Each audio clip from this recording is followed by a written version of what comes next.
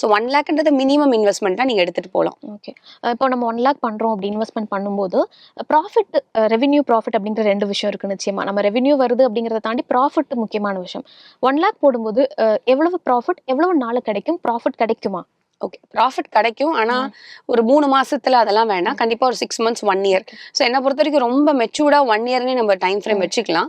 இப்போ 1 லேக்ன்றது ஃபர்ஸ்ட் போடக்கூடியது மட்டும்தான்.